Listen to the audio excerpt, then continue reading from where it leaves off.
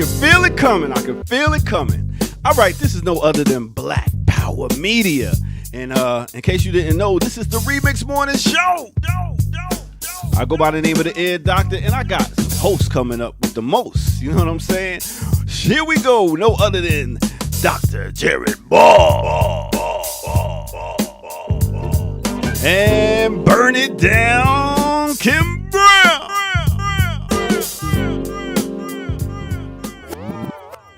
Ear Doctor, is that a real mother for you? That's a real mother for you. That's that. I can leap tall buildings, yeah, in a single bound. Oh, that's Superman lover. Yes. It's a play. Superman Love is the name.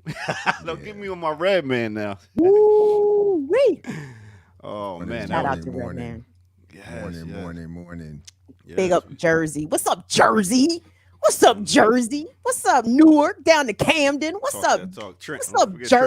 Trenton in the middle. You know what I mean? Big up Trent. Shout out to all them ends on the Cape. What's up? We got birthday in the building, Sugar Shan. Sugar Shan's birthday. Happy birthday, Sugar Shan. Happy birthday, Sugar Shan. Virgo season. Come through. Ricky. You all up in here. Everybody up in here feeling good. Everybody ready for a good weekend, it look like. Even DJ B Love's ducking me. Nah, I'm just playing. DJ B Love hit me up. We looking at not this week, but possibly the week after, where we gonna get on and entertain the people them. Yes. I love it. Looking forward to that. I love when challenges are accepted. Yeah, challenge. I love it. Let's go. You know, that's the thing about life. I play life like a game. I've always been like, competitive. So like, I play life to win, to be better, to get better and win. You know what I'm saying? A lot of people don't have that mentality to play life like a game and try to win. They just ready to quit. What's our definition of winning? How do we win? What is winning? What does winning look like to you? Okay, that's like the question of what is success. You know what I mean? What is winning? Winning to me is attempting to do certain things and attempting to do it better every time and getting better at certain things that you're trying to get better at. So for me, that's winning. Even with yesterday, winning for me was my daughter's birthday, taking her out and I got a 14-year-old. Yes, happy birthday, little sister Ear Doctor. Yes. Hey, winning was me seeing her smile yesterday and having a good time.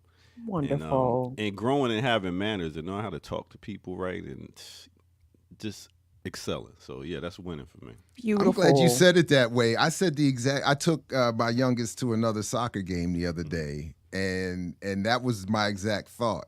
And when I posted the picture on Instagram, that was what I said. When I see her smile, that's it. It just starts making me tear up. And she was just having such a good time and just smiling and beaming, and her eyes are so big. And she just, that's when, you're right. I like that. Because I was about to say something trifling when I was about to be, when it was my turn to define success. But I'm going to stay where I'm going to stay in that. I was about to give it to somebody today. But stay in the good zone. Stay in the good zone. Today, he stay out the petty zone, Chief Petty Officer Ball. Stay out the petty zone. My car was veering into the lane, but Ear Doctor snatched the wheel back and said, "Come on back.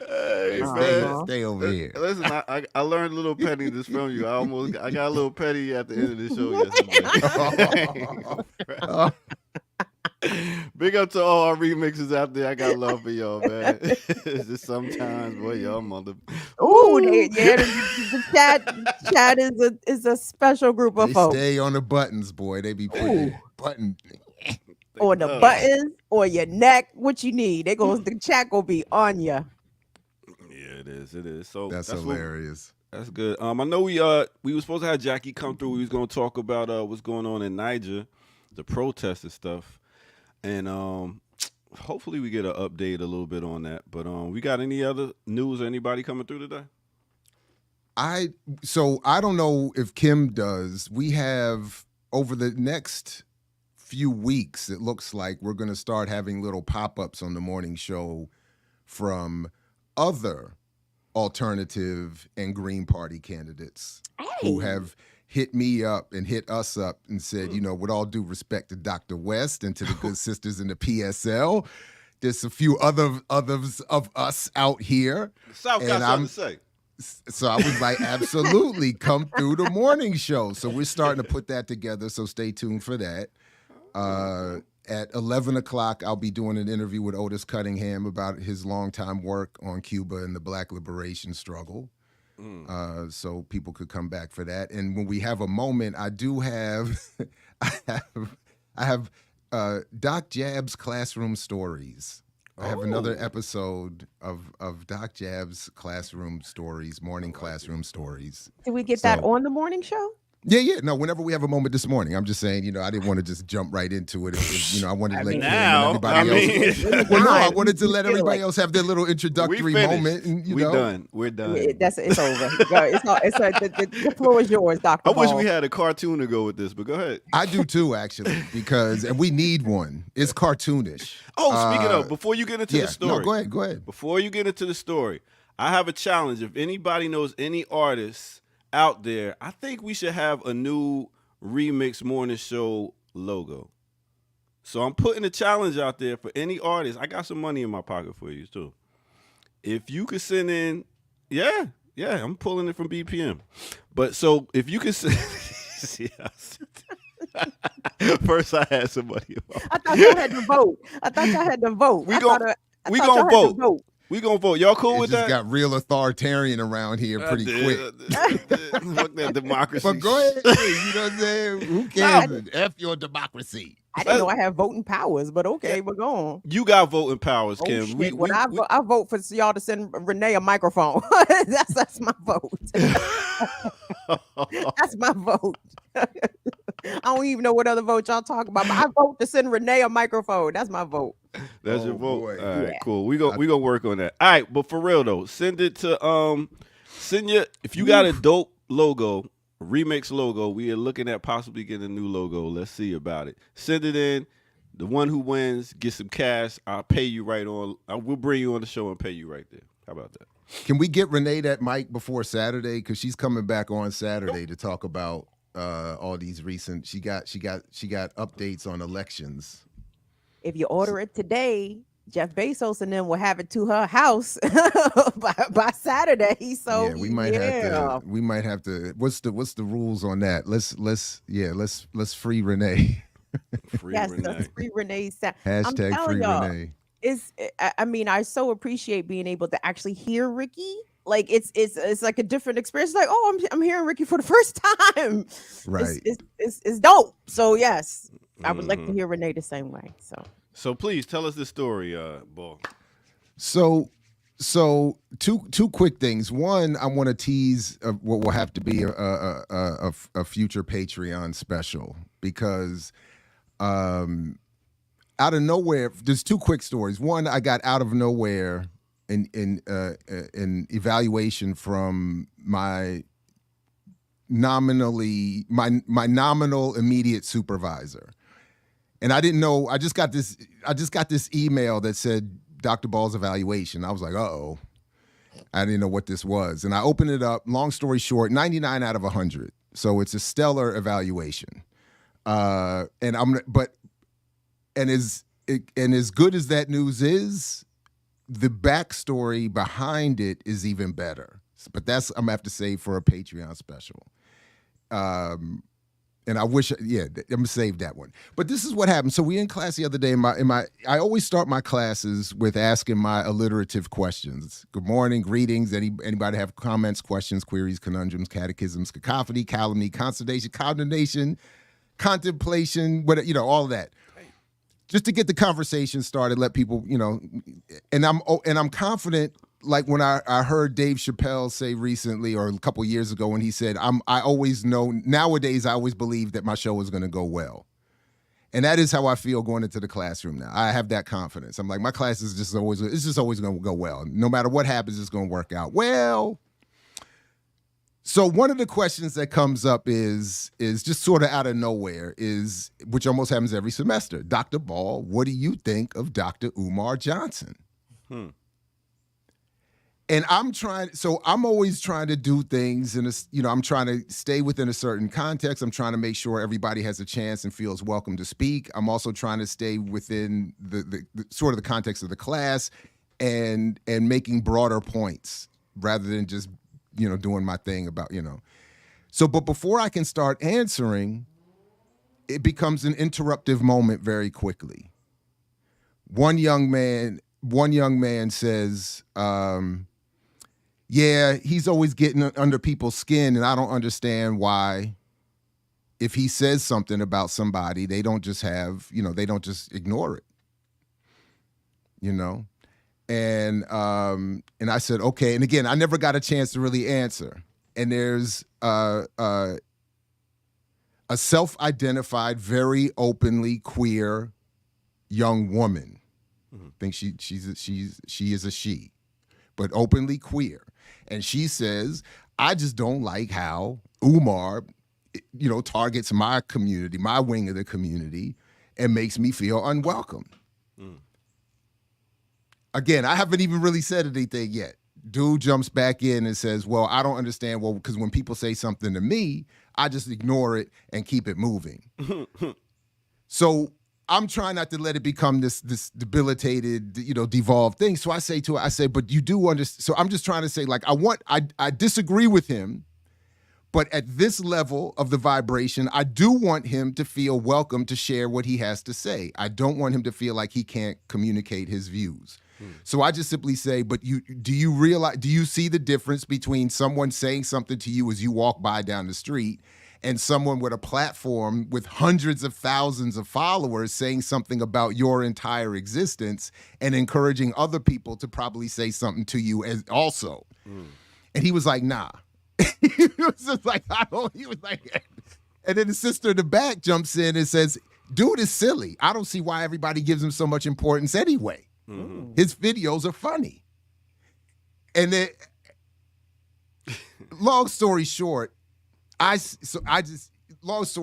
I see we got the crew is expanding here. The circle is expanding here. Okay. But I'm trying to the sister and this brother became very interruptive and were not willing, speaking of interruptions. Come out, okay, Franklin. God like that. Yeah. And then what I was saying was exactly. That, you know what I'm saying? So yeah. Speaking of mics. Turn your mic on. Yeah, exactly. Plug that in. Testing 1 2 3. Testing 1 2. Testing. Is it on?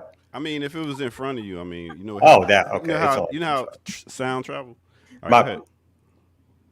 So yeah, like.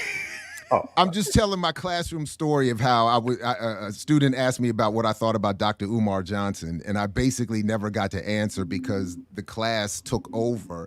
And I'll wrap it by here, at least for now, to say that the sister's point, I tried to point out to her as she continued to interrupt. Like, she just was not, she was like, I was like, she would not even let me speak. It got to the point where other students almost in unison told her, let Dr. Ball say, like, they were like, please. Was she so supportive of him? That's why? Or she just wanted to... She was claiming not to be supportive. She was claiming to say that just in another version, what the brother counterpart student was saying is like, I don't understand what the big deal is.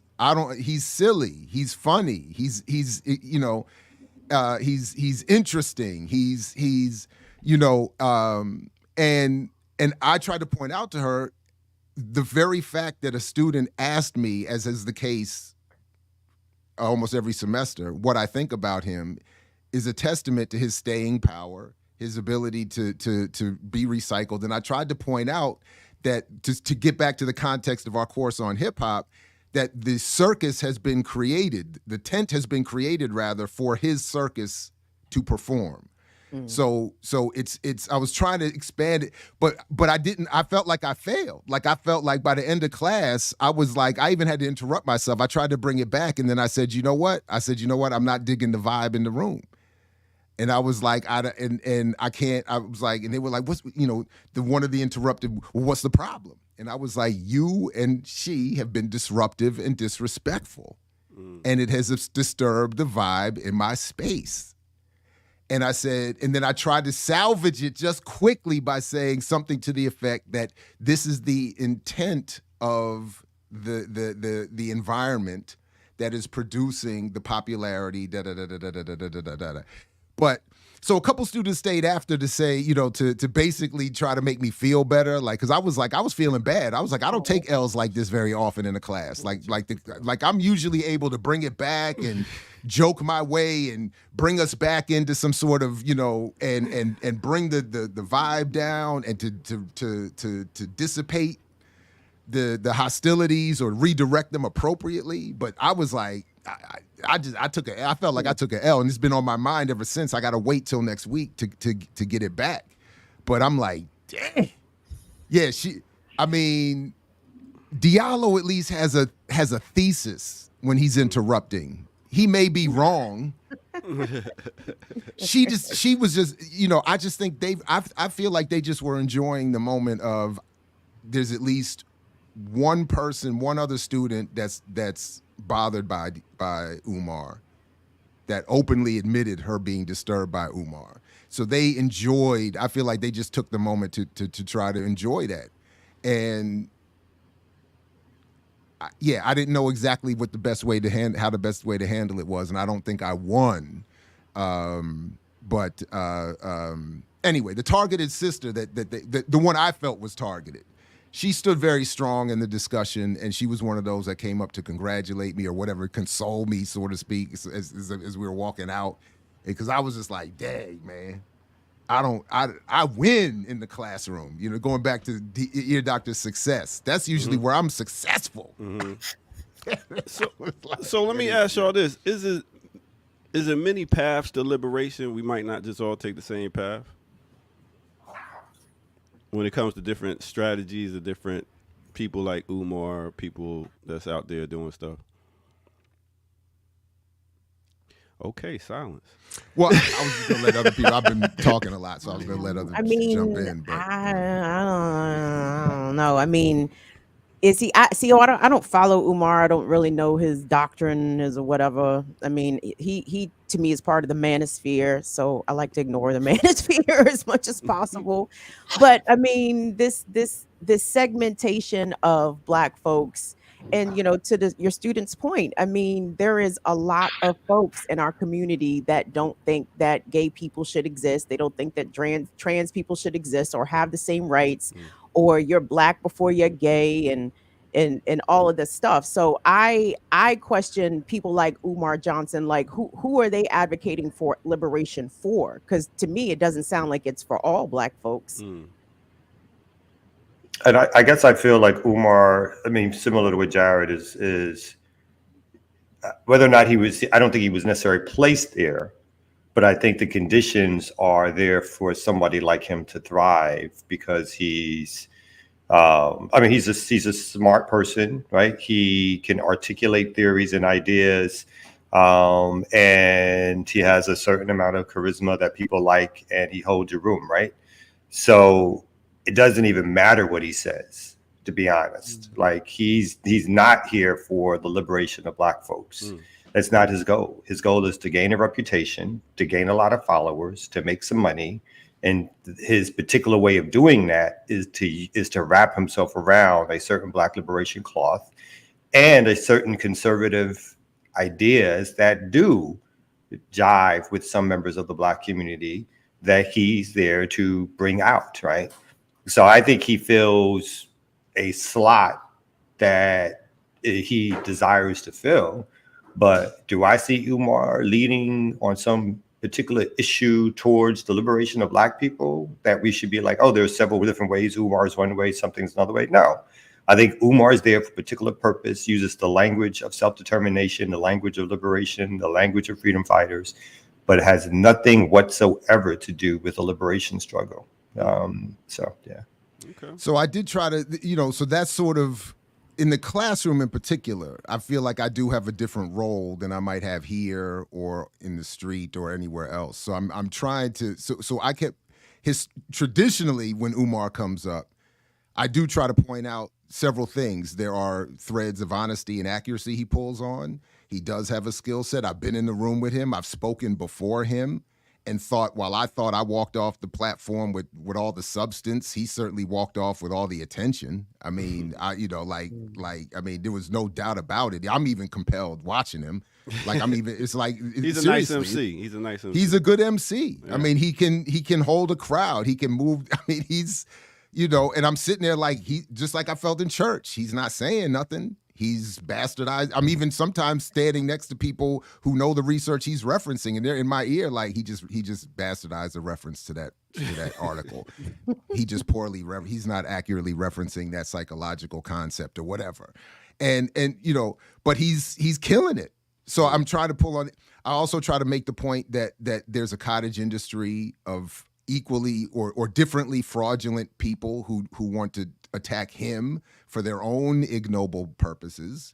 There's also a liberal version of, I think, what he does, which is to simply try to make popular and salacious statements to attract attention for popularity and purposes that are not for radically organizing Black people and stuff like that. So I'm trying, and then ultimately in the hip hop class, I'm trying to say there is a structure that the same reason that we end up with content that we end up with in popular rap music is why we end up with a similar thread of content in popular punditry, and there's a similar environment here, but I was not able to overcome those two, and as I've tried to point out, as has been pointed out to me for years, is that many of us, I'm sure, that particularly if you're trying to operate outside of a Western construct in a classroom, teaching can't occur if the student isn't willing to participate as one. Like it is a symbiotic reciprocal relationship. I can't teach if they're not willing to learn. I can't learn from them if they're not willing to participate in a substantive, meaningful way. And it just broke down completely after that. And I did try to say, I was like, I'm not surprised that Umar came up, and I'm not surprised that my first L in years is on a subject that started with him, on a class that started with him. So what's your takeaway? I didn't even get to my jokes about him not showing up in Philly. What's your takeaway? So I think, like you said, this question about Umar has come up in your classroom over years, I suppose. Just gauging from this relatively small sample, do you think Umar continues to capture young Black minds, students of Morgan State, or is his influence waning? No, it in some ways it feels like it's increasing. I can't with social media, definitely. Oh man, because the conference that I keep referencing that I was at, one of them that I was at with him, I was reminded by a friend of mine, is over 10 years now. So I'm keep referencing to a story that in my head happened like 5 minutes ago. It's over a decade. Mm-hmm. And the reason I keep bringing it up is because every semester in one of my 4 classes, there is someone who is saying, what do you think about Dr. Umar? Because they hear something in me that sounds similar. They hear that. Mm-hmm. And then they're like, oh, you sound like Umar. And I'm like,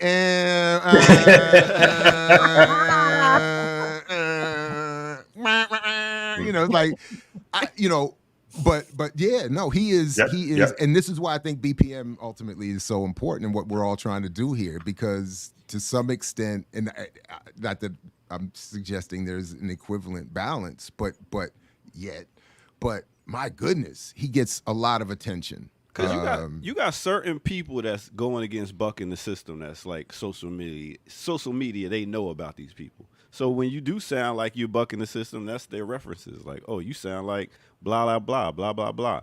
So what I'm getting from this all is liberation for some is not true liberation. Liberation. No. Stop using the word liberation so callously. Well, because other people say liberation, doesn't mean that it doesn't mean that they have a clear desire. Let me say, not even a desire to reach liberation. What they have a desire to do is to use the language that people have used historically around the topic of liberation, and then use that language for their own purpose and or needs. And in this case, the purpose is to create a platform that they can raise money off of, that they can build an audience off of, and that they can have a level of fame. But it has nothing to do with liberating anybody. There's no program, project, organization, no apparatus that you can point to that Umar has created over the last dozen or so, 15 years. He's been at least maybe 15, 20 years he's been around, that you can point to that talks up that deals straight up with what liberation is. So these platforms are like, and again, I think Jad is right. Like, I mean, not only this guy, and even to your point, not only this guy got social media fame, but when they want to have somebody who to them, mainstream media, mainstream Black media in particular, sounds like, oh, they're lefty, they're left, or they're on this other path. And we can either have somebody come on and debate with them, or we can put them in a box and challenge them. They use Umar. They don't use like folks like us. They use Umar, right? And Umar, that's how he gets on Roland Martin time after time. That's how he gets on the Breakfast Club time after time. Because in the minds of certain people, no matter what he does, he fills a like a punditry slot that every now and then can be used for either berating or talking about. Because the other actors also have their reason and rationale for using an Umar Johnson, right? It's not like they have these pure motives. He's either a good setup, or he'll say something controversial enough for them that they think that's going to draw an audience that they can either push back on or agree with or whatever. So it's all a little happy media game, particularly again within Black media circles. I don't think his fame really extends that much beyond sort of Black circles, but it's within Black circles of how punditry works. And like somebody said, like, you know, he's like a Bill O'Reilly, but he's almost like he's within, maybe Bill O'Reilly is the person, I'm not sure, but he fills a certain slot, even in, like, you know, that white people will use some white guy to say, this is the conservative view that's put this person on. Doesn't matter whether or not that person has anything to add to a larger conversation around democracy or policy or whatever. They are just there for entertainment purposes. So that's why I interrupt you. Because I think it's unfair to people who, not even current, like historically, like, you know, have been liberation fighters, and just because somebody uses the term and incorporates it into their act, that they should receive the benefit of the suggestion that they're actually fighting for liberation, as opposed to they're using, you know, like the way you differentiate hip hop and rap, right? Yeah. There are people who may use certain things or do certain things that's adjacent to the music and culture that you love. But at the end of the day, when y'all sit down and talk about who's part of that culture and who's not, there are certain people you're like, nah, nigga ain't about it. He's trying to get some coin. He don't care. He's like Izzy. He's like I don't know, Black Izzy or whatever like that. But, thank you for bringing it in on the hip hop and rap. So I tried to bring, I see that. That was a good job. I still think that you're doing something with your beard, though, B. I think you're dyeing it or something. I just want to. What? Yo, I'm fascinated by your new look. What is this? It's just glasses. Is it the glasses? It's just glasses. You look a little more Chinese. The hair looks a little darker. You can see the my beard eyes looks now. a little filler. Hold on a second. Something going on. Hold on. Asian, simmer down. Simmer down. Something going on. Old man Kamal. It sounds looking like an Oriental. Right. That's what you sounded like, Corral. And it sounded like jealousy. It looks more Chinese. I didn't say. It's jealousy. I didn't mean it like I am jealous. No, he looks younger. He looks better. I don't like it. Like he looks hitting the weights or something. Something's going on. Hey, I mean 48 this November, man. That's what I'm doing. You know what I'm saying? I'm stepping in the building hard. Woo! Anyway, man. He looked raggedy. 2 weeks ago, he looked raggedy. And I like that better. Tell him how fine you are at 48, Air Doctor, because Kamal over there disbeliever. He don't believe. Nah, don't do no dyes over here. No yellows, no black, red dyes, none of that. I mean, you are from Jersey, which is proximity to Philly. We know Philly is the home of ends dyeing their beards, dog. The Philly ends will dye that beard. Oh, I didn't know that. I didn't know that was the thing. That's Philly. That's a Philly thing? Yes. Okay. Am I wrong, Philadelphia and surrounding areas? I'm pretty sure I got that right. They will dye that beard in Philly. Nah, but wow. I definitely appreciate the talk about, you know, a fellow. Could we call him a fellow comrade or someone that's out there just, you know?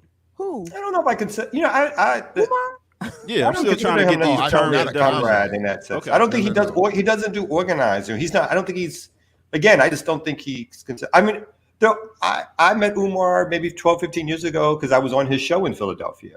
And I didn't know anything about the dude. You know, I got invited on for some reason or another. But it was a good conversation. And then I met him. Other people invited him to Jackson. I met him there. And again, it was like, I don't have any animosity. I didn't know much about his politics or who he was. Sometimes I'm not always clear about what's happening in some of the, like, my old man-ish of what's happening in the outside world. So it was just, it was cool, like, good to meet him and stuff like that. So it's only my hearing him in other realms, I go like, oh, this is what this dude is about. So it is nothing personal. It's not like, or that kind of thing. I think politically speaking, he does not share the politics that we share, that some of us share. He really, for me, is someone who's using, again, a certain type of language and using certain words to benefit themselves. Unless I see something different based on over the next few years, some schools opening up, some challenges on certain things, an ability to de-emphasize and to take himself away from, or even apologize for his homophobic rhetoric, and to turn around and start doing some organizing in the Black community. Which he has the capability to do, but he just doesn't have the desire, interest, or ideological integrity to want to do, kind of thing. All right. Ain't gonna be no apology, bro. And the thing is, like, the only other, besides Umar's rhetoric, which I only loosely know, but the only other thing I know him for, it was for his fundraising for the school, which I don't think was ever built, right? So my impression of him is that he is just another scammer. Like, he's just out here to run working class Black folks and poor Black folks, for their dreams of being able to have a school for Black children to, I guess, not be indoctrinated into Western. Boys. I'm sorry, boys. My bad. Again. Right. Okay. So I think I'm validated in my indifference towards Umar Johnson. All right. So that is our take on Umar Johnson. Don't ask us no more. And we are going to keep it moving with. Did you just create a new segment and just named it right here? Please send a link if the school is open. Yeah, that's what I thought it was. I thought he did. I was not aware of that. So, but okay, cool. Yeah, but it's just for boys though. So anyway, you know what? I'm gonna be quiet. Didn't someone run us a super chat here, Doctor? Yes, they did. Let me call out some names here. First, let's start off with a new member here. We got Grace Palmer. Big up, thanks Grace. Thank you, Grace. Coming apart. We got brother Jamil. Big bro. Kamal told me he don't come around here with no money. I like that. Sugar Shan, happy birthday. Yay.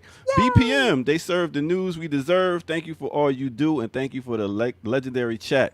P.S. Kamal, they don't let you add a penny. I was wondering about these like 99 things. Just get the full 20.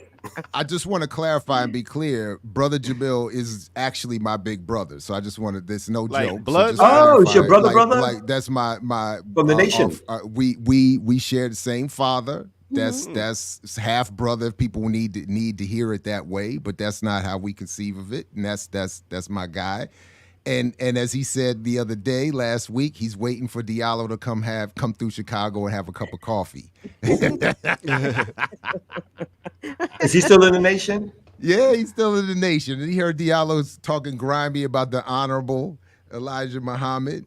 Will he come on? Can we do an interview with him? He sounds like he's got. I mean, he tells stories though. I don't know. I'm not sure if I would happily have my brother come on, but I'm not sure what.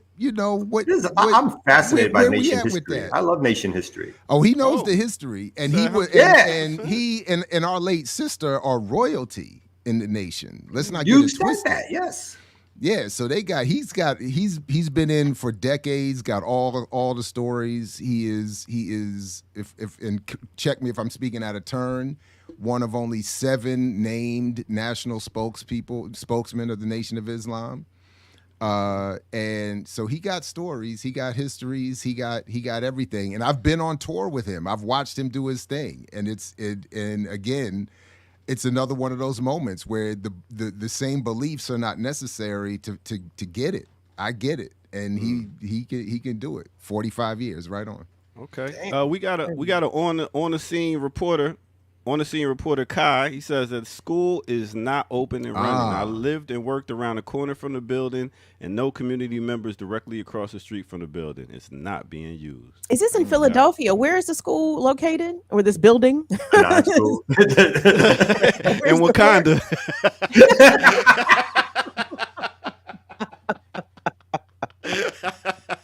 So on Vibranium Avenue. on the corner of Unobtainium Street. But do you know, I heard that unobtainium is actually a real I thought they made that joint up for Avatar, but apparently it's a real scientific term for what is unobtainable, apparently, something like that. Oh. They weren't really just, I thought they were making it up to be overtly self-referential and jokey. Unobtainium, but apparently, but on the corner of Unobtainium and Vibranium Street. He outside. Hey, yo, so we went all the way a whole 40 minutes we remixed the show, y'all. That's why it's called the Remix Morning Show. Wow. So, my bad. Before we go to a break, before you do the break, though, I saw several references. Yes, my shelves are lonely. My books have been taken away. The only way for me to get new books is for some more super chats. Popped in, you know what I'm saying? There you go. As Kim mentioned the other day, this is the 15th. Rent has been paid. Car notes have been paid. You know what I'm saying? 14th. Tomorrow's the 15th. But same thing. Well, you know, it's the 15th. But it's close enough. Yeah, it's close enough. It's close enough. It's close enough for y'all to start giving. You know what I'm saying? So just to put that out there, if y'all want us to build an imaginary school, if you want me to get some new imaginary books, you know what I'm saying? Give some money. You know what I mean? Hook a brother, hook a sister. We got to get more plugged into the system. How can we put our folks on auto pay? You know what I mean? They don't have a monthly. That's Patreon. That's Patreon. That's right. That's right. Go to Patreon and get in that auto pay. They take my money. They take my money out every month. Just let it wash over you and walk away. Even I'm a Patreon member, y'all. Somebody told me to go to the public library. You no good. That's messed up. And actually, I may not be on next week because we actually are moving this weekend, so coming up soon. Congratulations. My personal business. You need a hand? Man, moving? you could do like Renee. Go sit in the car. Go sit in the car and jump on. That looks so bad to me. I don't like it when people do that. There's certain things I just don't like. I'll never conduct an actual interview while I'm driving or anything because it just looks weird to me when people do that or they pull over in their car. So even when Renee did it, I was like, "Can you blur that?" I don't know. It's like one of those little things. It's like, why are you in the car? Just got his mic plugged in yesterday. Right. Right. I don't be liking other people production setup. You know what I'm saying? All right. With that said, we're gonna go ahead and take our first break. Wow. Right here on no other than the Remix Morning Show. Let's go.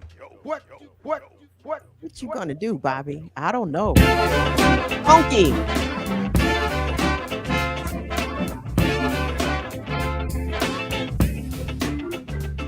Make it funky, y'all. All right, big up, y'all. Big up, y'all. Thank y'all for tuning in right here on the Remix Morning Show on Black Power Media. Go ahead and hit that like button if you are just stepping in here. And if you're new to the channel, hit that subscribe button so you can get all the content to your phone or to your computer or wherever you're at right there, like bam. And go to patreon.com. We got some stuff over there. Become a member, and you can see all the different content that's not being shown here. All right, with that said, I wanted to get into a theme today of the music I'm talking about.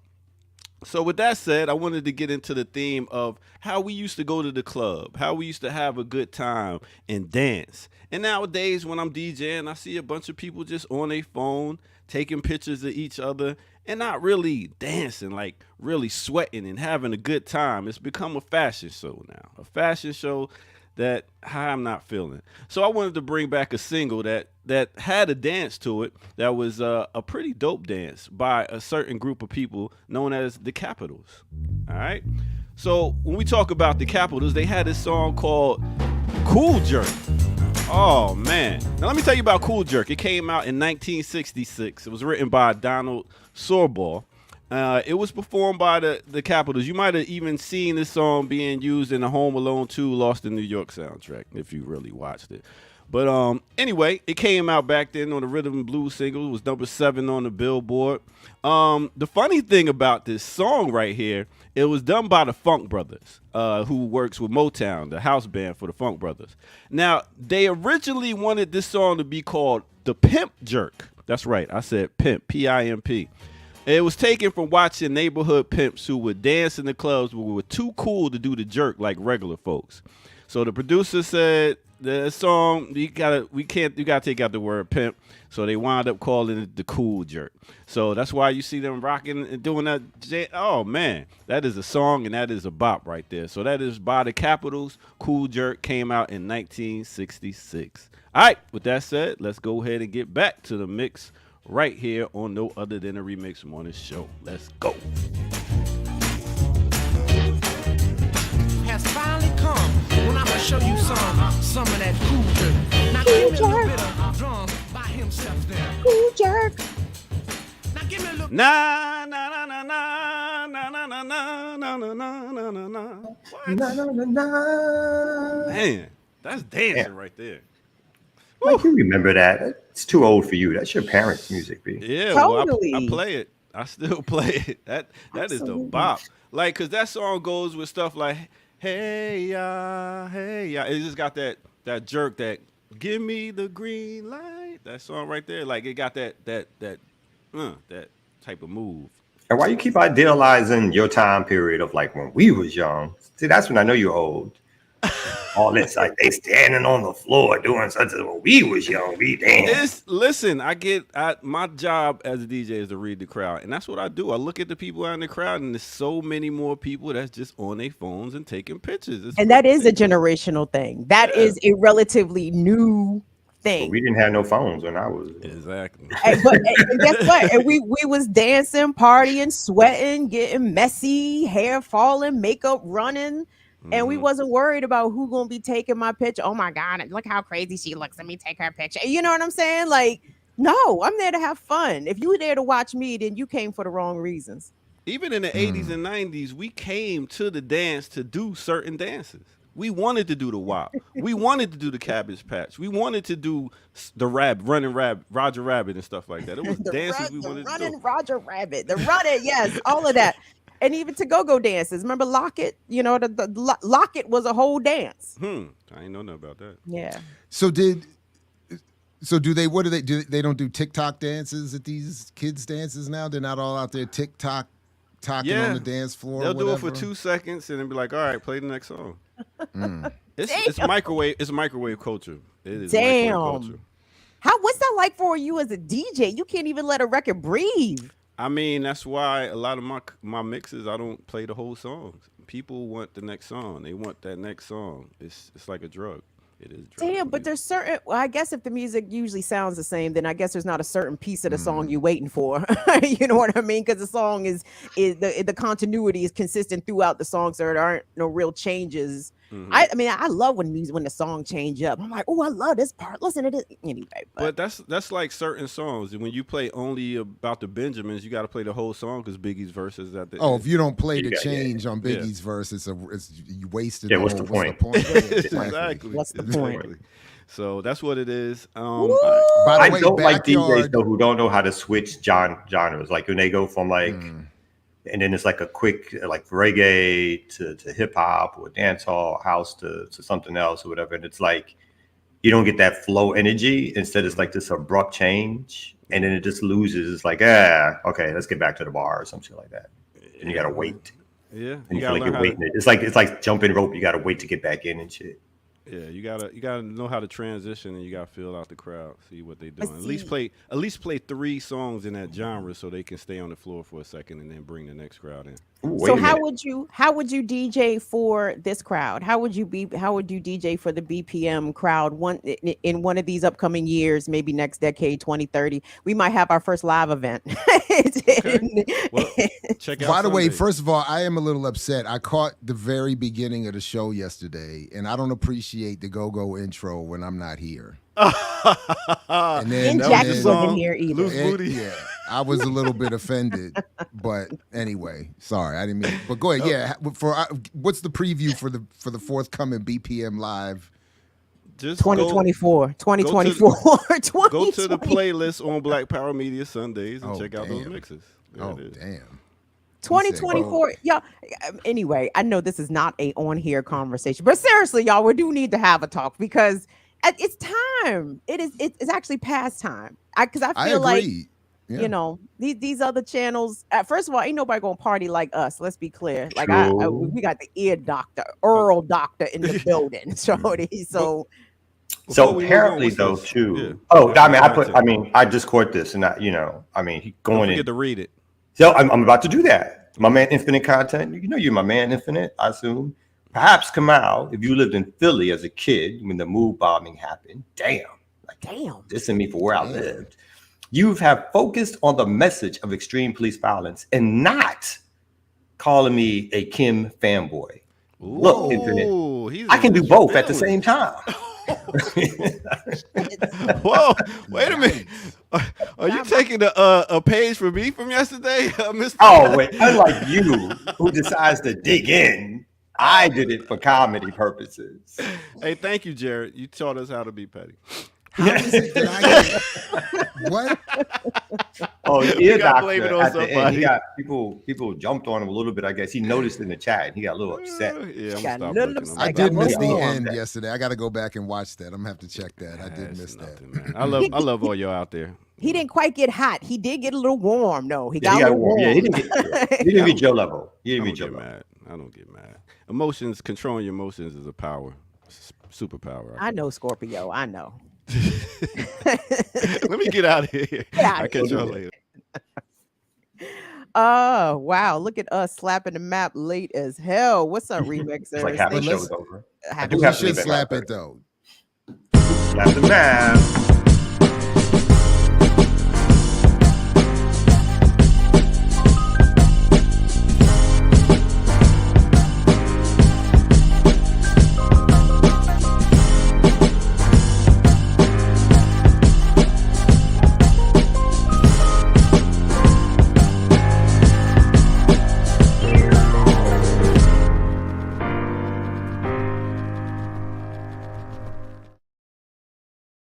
Yeah. I've been had skills, Cristal spills, high bills in Brazil, about a meal to ice grill, make it hard to piggy me, pigs be digging me in my asshole, undercover, Donnie Brasco, my East Coast girl, the Bentley, the twirl, my West Coast shorty, push the chrome 740, rocking red man and naughty, what my kitty cat, half a brigade in a broad with head titties, and I'm living that whole life we push weight, fuck the state pen, fuck O's at Penn State, listed close to Francis, the praying mantis. Oh, I'm sorry, I don't know the rest of it. That was good enough. Only the hell I send thee. It's all about the Benjis. What? Man, let me tell you, Backyard does a version of that where on a song called This Is For My Block, where they hit that part of the beat. They got the guitarist up there playing din, din, din, din. They hit it the other night, boy. Oh my God. The other day, rather. Oh my God. It is monstrous. But yes, that you gotta play that verse, you gotta play that change if you play that song. Otherwise, what you doing? What you doing, man? And remixers, what are y'all doing? We appreciate y'all being in here with us today, September the 14th. Good Thursday. Nice and crisp outside as the seasons begin to transition and change. Here we are, yet another season of the Remix Morning Show on Black Power Media. I'm Kim Brown, Dr. Jared Ball, Kamal Franklin, the ear doctor. Peace to all of our hosts with us, not joining us today, but in solidarity. Shout out to the good sis, Jacqueline Luke Mon.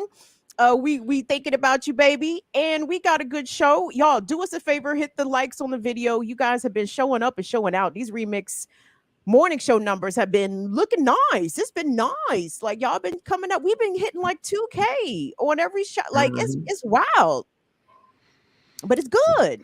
It's good. 400, 2K, yeah.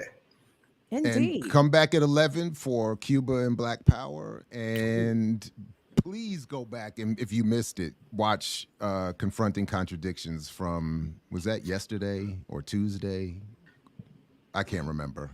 The most recent episode of Coco's show. Please make sure you And everything else. Make sure you for me was just bars, just hours of bars. And Earn My Liberation is tomorrow, right? Earn Your Liberation tomorrow morning, and I don't know exactly what's going to happen. So I don't know. It was a great conversation last week. Jeez. Oh, I didn't catch it. I didn't catch it yet. I mean, yeah. They broke down the whole plea, I guess, with Brother Polite. And, you know, the points were made, facts were given. All I could do is shake my head. All I could do is shake my head. But I appreciated the analysis from all the brothers. He was another EYL. one. What's that? Back in the day. What? Just another one. I was like, this dude, I don't think he's put two words together that make any sense, but this is compelling watching. When he would debate all the Hebrew Israelites and the other versions of black nationalists, and then he did this one where he thought he made a good point, and I've never seen this one. I was like, one day I'm gonna do this one day. He made what he thought was a good point and took a victory lap around the room. he literally jogged around the room and then went back up on stage. And then you come to find out that all of this is beyond the scamming, is just worse, pedophilic, worse, you know, and just gross. So like, but the point, I mean, but again, the circus tent is there. It's like, and it's like waiting for the ringmaster, whatever they call it. And I was caught up in it. I mean, again, even knowing the substance wasn't there. So I can't imagine if you had no, prior initiated, political education, being susceptible to that. I mean, it was anyway. But yeah, so we'll see. Charisma is a thing. People can be totally entranced by the charismatic presentation of a person, and the substance of what they have to say is inconsequential. You know what I'm saying? Does it sound good? Are they saying it good? You know what I mean? Mm-hmm. That's what preaching is all about. Yeah. Mm-hmm.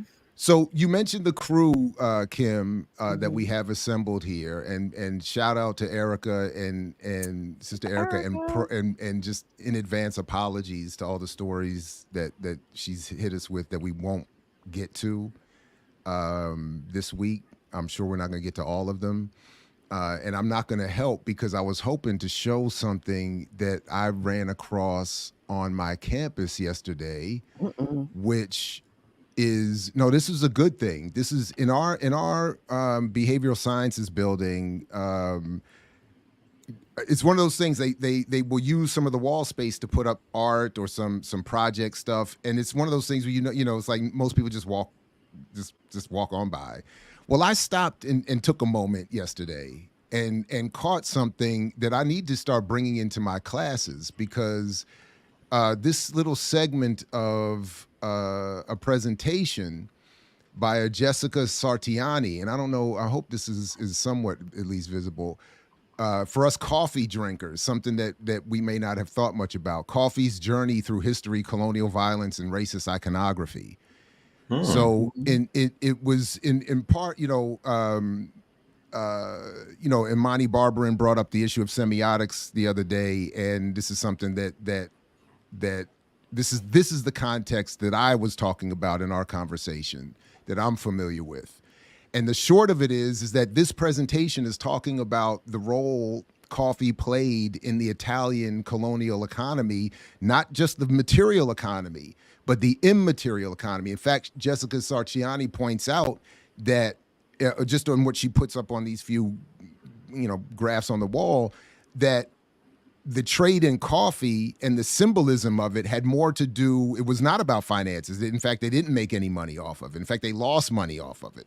But what they gained from it was the idea, through the daily ritual of drinking coffee, they could show that you're in control. You are the master of these people who are producing this coffee that you're drinking.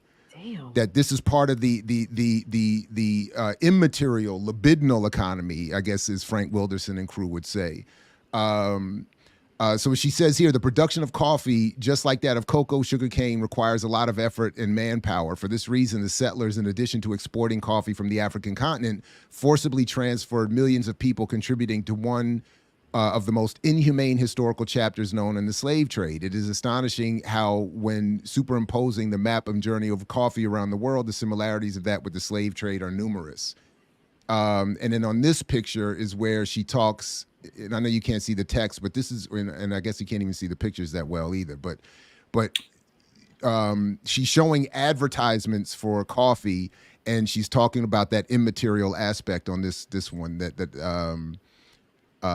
in fact, and I'll just stop here, but a legacy of the fascist era is the racist iconography of coffee, advertisements, and the logo of some coffee roasters, a commodification allowed and perpetrated by those who believe themselves to be masters or superior to their fellow men.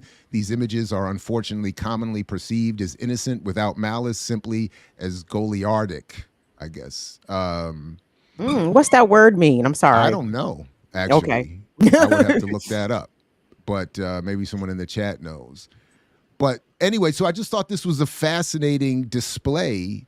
And again, the point being that the coffee trade for the Italian colonial process was as much about the symbolic dominance as it was anything material. And that the just as I do every day, the repetition of drinking coffee was meant to subconsciously make Italians feel their colonial power over these distant African people and lands, and I was like, wow, that's hot right there. So anyway, we talk about stuff. The racist iconography. The thing that popped into my head when you said that was the Juan Valdez commercials. Juan Valdez, he was on the Colombian mountainside with his mule, overseeing the coffee fields.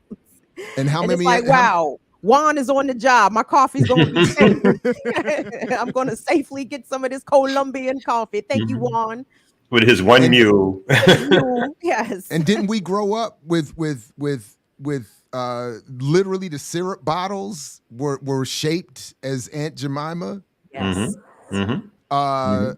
Pouring syrup out of this black woman's head every morning. Oh, you know, Jesus. Like that. Like. I mean, damn. I mean, it's just, I never thought about Uncle Ben's rice.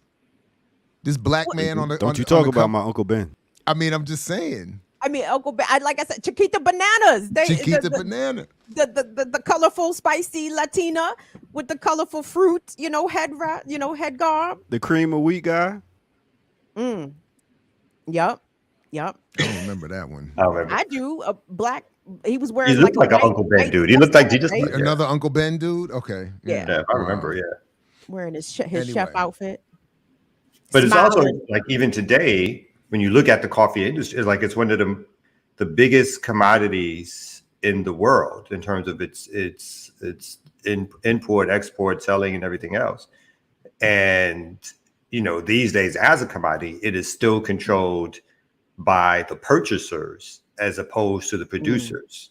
And so it's still one of those things, particularly on the continent, where Ethiopians take particular credit for the discovery of coffee and it's the beginnings of its sort of mass production or spreading.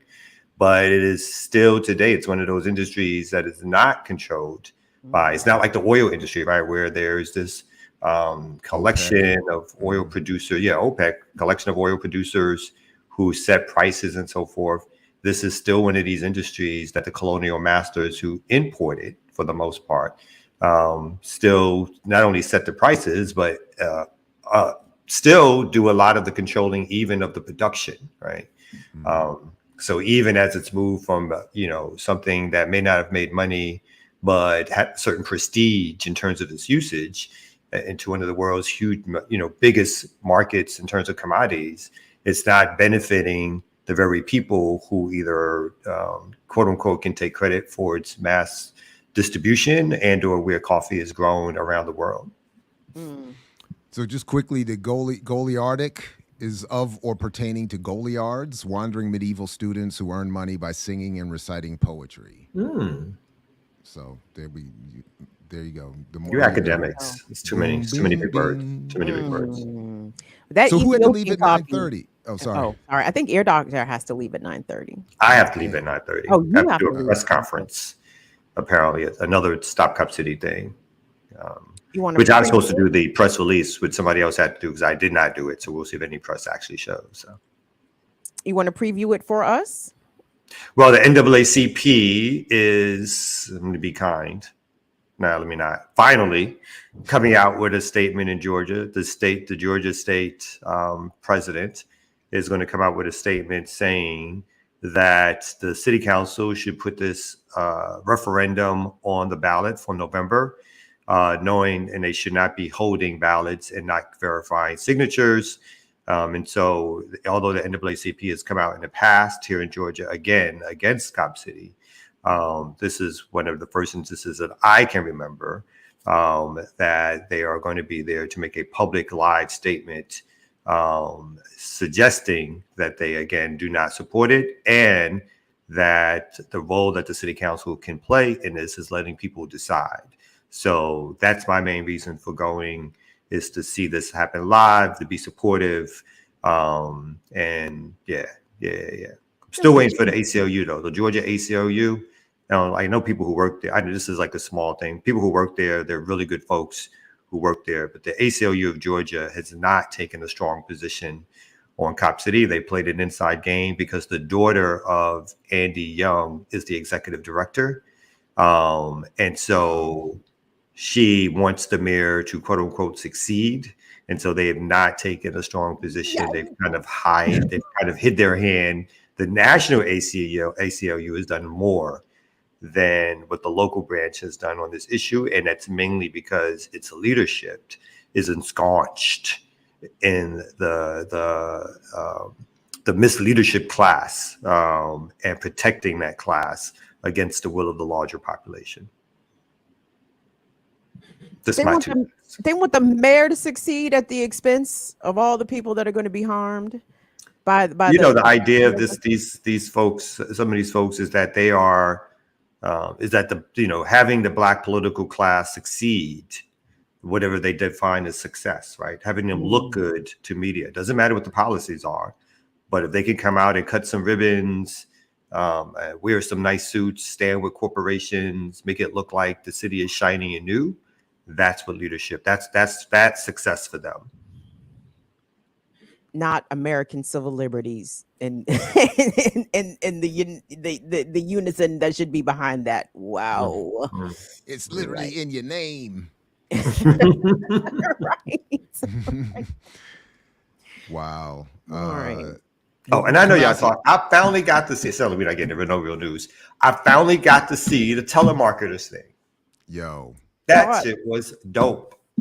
It was really, really good. Really, really good. Even the fact that it was obvious that this system of raising money would not be ended. Wasn't like it was a moment of success where they brought down the telemarketing.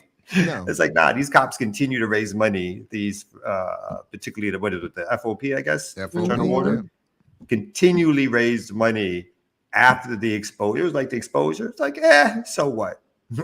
So what? They kept saying that line. 10% of a scam is better than zero or nothing. Something like that. Wow. They were like, well, I'm like, damn. I guess it's right. And the fact that they started controlling, in the back, they never explored this one fully, but it sounded as if they started to even control. So I think they got more than 10%. And because they started getting those upfront checks. And then it sounded like they started controlling a lot of ways in which this was done. So. Well, yeah, it was like $300,000 to $500,000 in the upfront payment for rights to use the name. Mm-hmm. And then 10% of what was earned was supposed to be the minimum of what they got. Yeah. I think what they also got is the immaterial, going back to that last point of symbolism, they get the immaterial additional support of the propaganda through all the calling and the messaging of you're supporting the police are good, they're under assault from Black Lives Matter, and so they get all of that too, in addition to the money and all of that. But seeing them on camera for a brief second though was great. No, you can't come in here. You can't come in here. Looking like the thugs they are, like using, like I like when my man stepped in front of the elevator and all you saw was shoulders. And it's like, like, and the dude denying who he was because the dude mispronounced his name, like he didn't know who the hell he was trying to get to. all looking like that stereotypical white man that just looks like he just can't wait to hurt you. He just, he just wants, DC is full of those walking down the streets. Just, please give me a reason to pull this gun out. Or to write some policy that will harm your community. Like that's all DC is full of. Scary looking white men.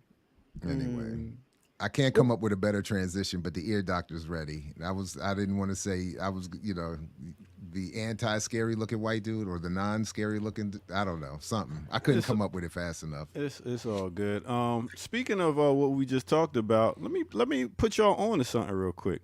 This guy right here, could you guess what his name was? Oh, wow, right. Never in your life would you know that this guy's name was Frank L. White. Frank White. That's his name. He actually is a chef he's actually from Barbados, moved to Chicago, became a chef, and they took the picture for a cereal box and wound up being the main guy for cream of wheat. I wonder if he made a dime. Right. I mean, I that would be a good documentary. Yes. How Frank died broke. Frank White. How the original Frank White died broke? The original Frank White, right? And this was in 1900. Yeah. Like not hundreds, 100, like 00. Yeah. Well, it said on the box since 1893. Mm-hmm. Yeah. So big up to Frank White. All right, let's go ahead and take a quick break. Frank L. White. Let's put some I was going to say which one. That's not, you know what I'm saying. All right, Vanessa L. Williams. Be careful here. Right, like Kamal K. Franklin. Let's take a quick break on the Remix Morning Show.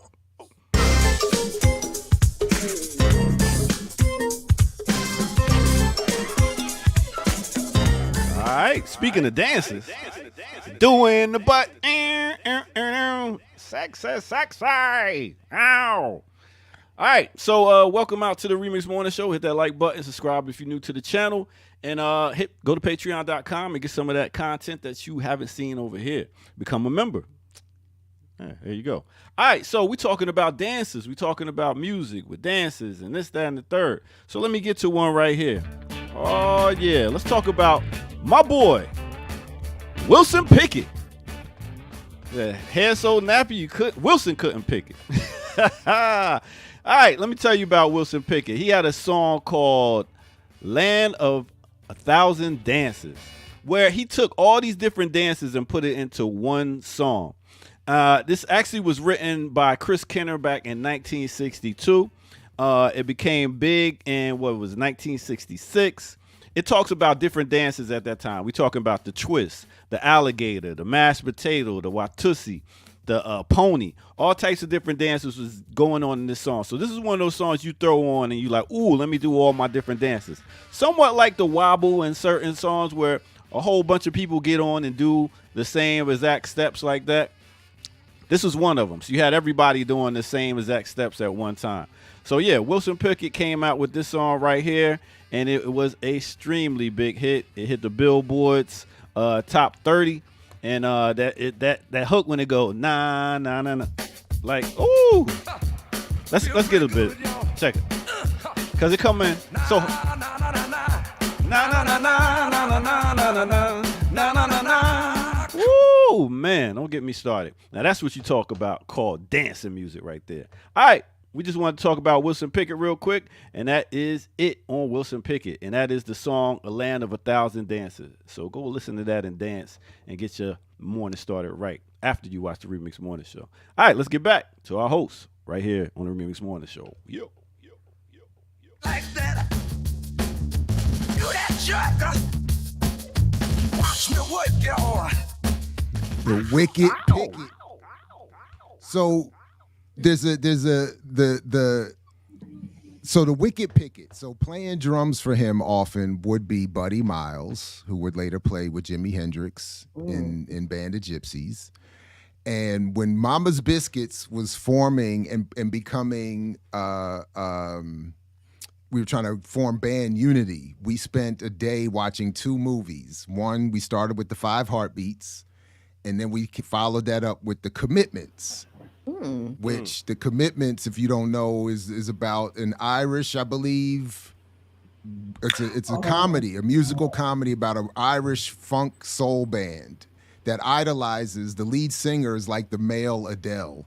He could actually sing. He was 16 when they filmed the movie, and he could actually sing soulfully for a white boy from Ireland. And he idolized Wilson Pickett in that film.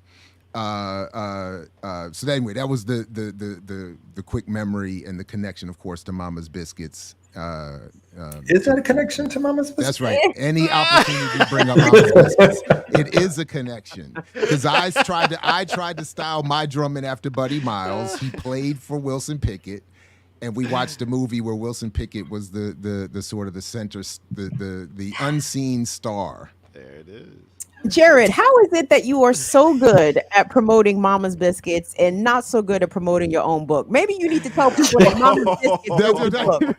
You should write a Mama Biscuits book, yes. I do want to. You know, I'm not even playing. I have an unfinished screenplay about Mama's Biscuits. I'm not even playing. I've been messing with it for years because I actually think it would be a very dope film. Of course. But it would be, because you got to think about it. It's because you got to think. I don't think there's ever been a film that centers. Or tell me if I'm wrong. Is there? Wonder why? No. Well, the college live band scene that exists at colleges. I don't think that there's been a movie that really focuses on what that scene is like. There are bunches of bands. There's competition. There's of course all the sex, violence, drugs, all of that. You get all of that, and a whole bunch of race and gender issues. Oh my goodness! I mean, we had dope dealing and I mean all kinds of stuff. Yeah, I mean it was so like it could. It should be like you guys meet up like today, like in your 50s and all that kind of stuff, and start reminiscing about the days past. Like the 5 heartbeats. Yeah. There is. Oh, that's where I got that from? My bad. That is where you kind of get that from. That's not in the screenplay yet, but I have the version I have is it stays in that moment, in that time. So like it would be set in that time, and that would be it. But I have the opening scene, and it's based on this real life moment where I was introduced to the song "Stop" when the Band of Gypsies played the song "Stop." And there's this incredibly funky, soulful break that they hit at one of the live performances. And I'm sitting there, and we are twisted. I'm sitting there with the white boy who played bass in our band. Grew up in PG County, listened to a lot of go-go. They used to he said his nickname in high school was White Chocolate, all of that kind of stuff. And we're sitting there, I'm just twisted, and we're listening to the Band of Gypsy, to that song. He's playing it for me. He's like, you gotta hear this. We gotta be like this in Mama's Biscuits. And then I was like, so what happened? What is the point? And so the scene would be telling this, opening up here. And he says, and you're hearing the song, and you got to hear the song for this to really have the effect. And he says, and right, perfectly timed, as he's saying, this is why we gotta listen to this song and be like this band. They go into that drop where it gets real soulful, and you hear Buddy Miles singing on top of Billy Cox and Hendrix harmonizing, and it was stop. I mean, this is so dope, and that's the opening moment. That's the scene that opens the film, and then it goes from there. But I gotta finish it and then get it, and then we're gonna have to make it as a BPM production. And we can watch it on Tubi. All right, cool. And why? And then, but see, Jared will send out every email, make every phone call to push the movie. It's like, Jared, where can we find your book? Hey, man, these people ain't calling me. I don't know what they do. You know what I'm saying? But seriously, I was having a conversation with this about this with somebody locally in the area, and they were like, Jared could get a crowd. Jared could get 50 people in a spot. Jared might get 150 people in a spot. What's going on? I need a spot. I don't have spot. I have so many beefs and hatreds. I don't have a spot. That's the problem. Yes. So it's like the perfect thing for me that explains the whole colonial construct is that for me is because I'm looking at it now. I had gotten one of those big blow up posters when the first edition came out, and I framed it. And because at the time I did it just out of spite because I hadn't been kicked out of the school of journalism yet. So I was going to just put it on the front door of my office and just leave it just in everybody's face. But the hate is, I got out-hated. This is the colonial structure because they just took the office. Oh, shit. Just took the land, seized it. Ain't no office. You want to hang some shit on the door? Put it on the hood of your car. Put it on the hood of your car. Put it on the hood of your car, motherfucker. Take a picture, put it on Instagram. Ain't no door. I was like, God damn. I said, that is gay. So 10, 15 years in that office. They was like, you got 48 hours. Get your shh and get out. Get your shh and get out. I was like, what? I got to know somebody up Howard Community College that could open up a room for us, man. So JB could do his thing. Jesus, what in the world? But I had to laugh at that though. I had to give him that one though. You gotta appreciate that. That's come on, man. Come on, man. It was like, ain't no door. When they outflank you sometimes, you're like, well, that was well done. You gonna put your little sign up? You think you gonna put your little frame post on your ain't no door. Now what? Get into the parking lot with your little sign. I was like, that is I had to give it to him. That was a good one. That is good. That is good. That was good. Anyway. All right. Come on, I know you got to go, man. Did you want to? Was there something you wanted to do or share? I don't have a particular story. I mean, I just pulled this up. This is actually related to, maybe slightly related to which I just talked about. I haven't gone through this yet, but I just think it's interesting, as in this colonial relationship and those who have the money. So HBCU Coalition receives a $124 million gift from nonprofit funder Blue Meridian Partners.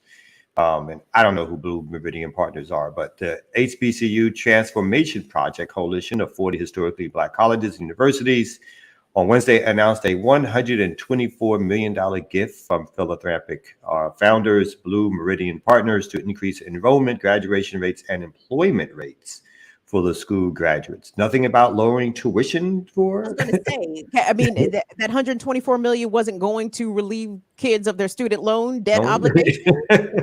Like, why do that when we can do more grandiosity? I'd settle for a salary increase for some of the faculty. How about that? Ain't happening either. Right?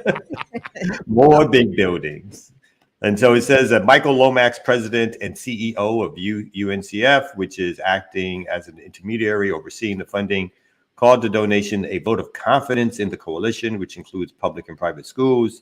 This very significantly scaled grant from them signals to the philanthropic community that this is a really good investment to make, he said, of the Blue Meridian gift. The donation will expand the work of the project, which has already received $75 million from Blue Meridian since 2020.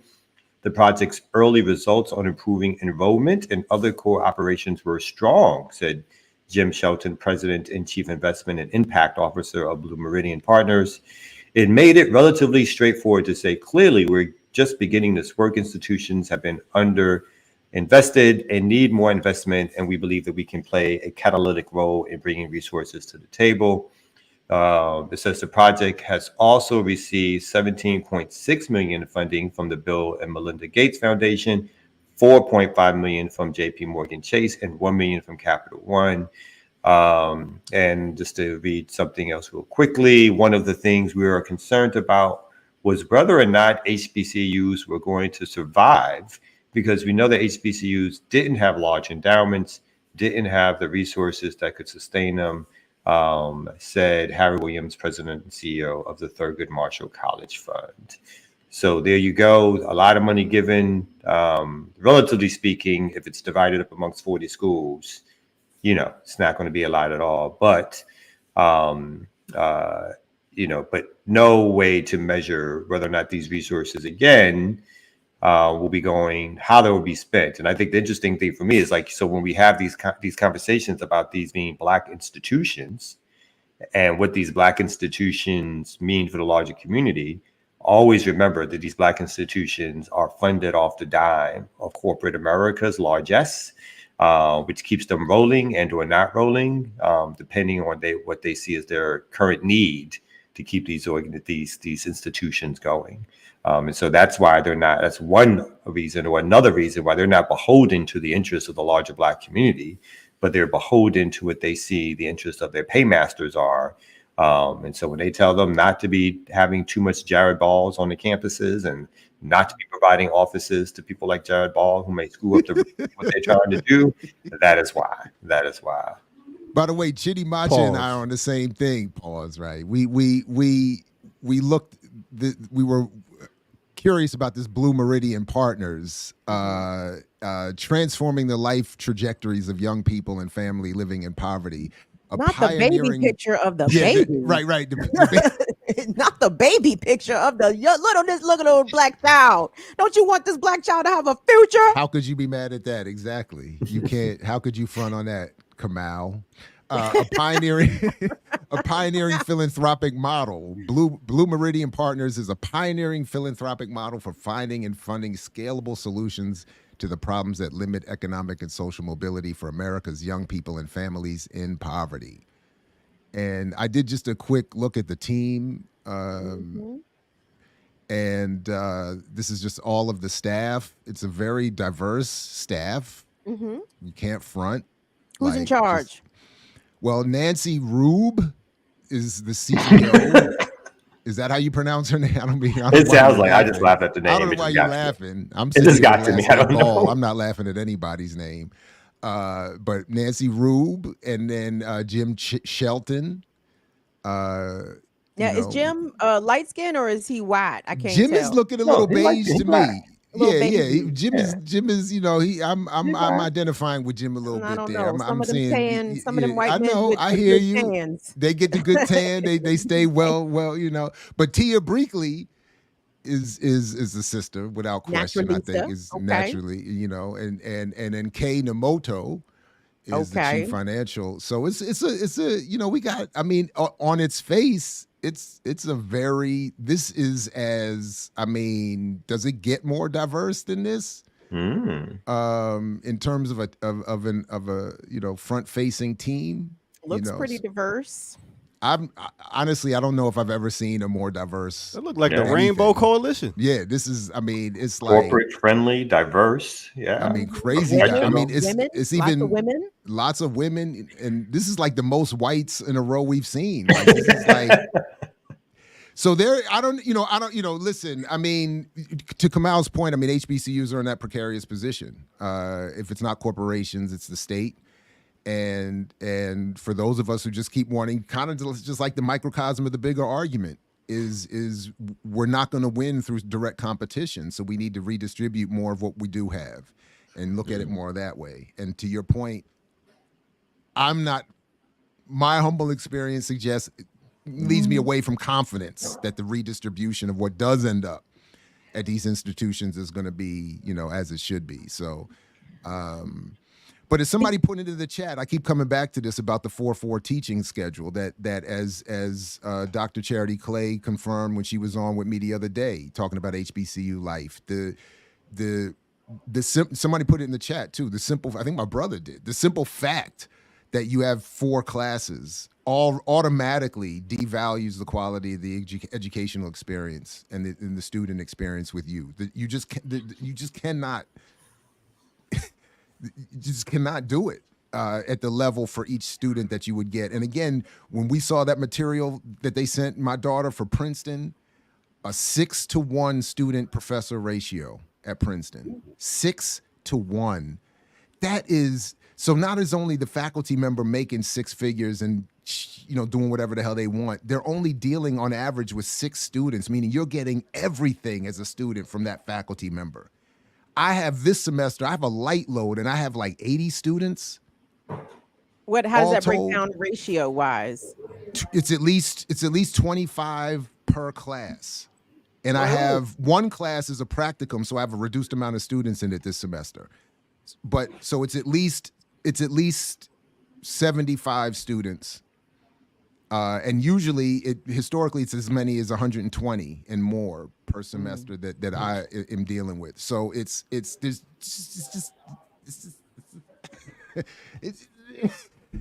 anyway, so if they, if that money was being used to increase salaries, hire more faculty, hire more graduate assistants, improving the quality of the teaching experience, the educational experience in the classroom, and the life of the faculty and staff, I'd be like, you know what, they're doing the best they can. But as you can look at when you look up these publicly available salaries, the money it's just all at the top, man. It's just like it's just sitting up there. You just look it up like, damn. I gotta wonder what cut does the United Negro College Fund take out of this? And that's not to diss the United Negro College Fund, but when they said the UNCF in the article, I'm like, oh, the first thing I thought it was Lou Rawls and the telethons. Yeah, it's still happening, right? They still do it. Do they still do the telethons for United Negro College Fund? I don't know. I don't know either. But they got a staff too. I'm about to say they got a staff, and it's going to be handled intermediarily between the U. I'm like, the UNC, what do they get? What's their cut? 10%, 2%? Why do they still exist? That's a good point. I didn't even think about that. This is let's look who's working for them. Let's pull up they staff. I am doing that now. I'm trying to do it. I'm doing it right now. I got to hear. Here we go. Let's see. Our impact, who we are. Let's see. Wait a minute. Where's Lou Rawls? Where is a special in memoriam always for Lou Rawls? All that money. Who are the major donors? I don't see. Yes. Look at Earl Doctor on time. Yeah, I have to get into this a little. They got our impact, get involved. Where's the black baby picture? They got the students though walk into the dorm, which is also cute. Does the dorm have air conditioning? You got the black women. Does the dorm have air conditioning? Does the dorm have air? Our mission member, local offices. I don't see it about and who we are, and I mean, it says who we are, but who's maybe at the bottom in charge, all the way to the bottom or something. The latest policy, copy, contact. No, they don't. How are they gonna get away with that? I wonder, do the colleges hire the UNCF to go and negotiate with Blue Meridian Group for the money? You know what I'm saying? I'm curious what the fun. I'm not trying to know. Why are you attacking Black Institute? I'm not. I have questions. That's it. I just. I mean, but there is this thing. Are we? It goes back to what we were saying at the beginning of the show. Are we organizing to be liberated and to win, or are we organizing to keep a steady check? So it's and that is the conflict of the nonprofit world and much of the rest of the world that we're in. And it's because it didn't even occur to me until you brought it up, Kim, that I'm really still. But my first thought is they still exist. Again, since my whole life, they've been talking about the United Negro College Fund. And yeah, at least we used to get Lou Rawls. Telethons. Now we can't even find who's in charge of the joint. No faces. There's nobody. This is stock photos of Black students. Is that why the students look lost on the page? Is that students or is that the staff leaving the building after they got thrown out with all the bags and stuff? Damn. You gotta ask. It just becomes an automated process. So we just need to. Anyway, is it speaking of automated processes? Wait, are there any students or graduates or former students in the chat? Has the UNCF ever cut a check to your institution or your behalf? I'm just curious. I don't know how the UNCF works.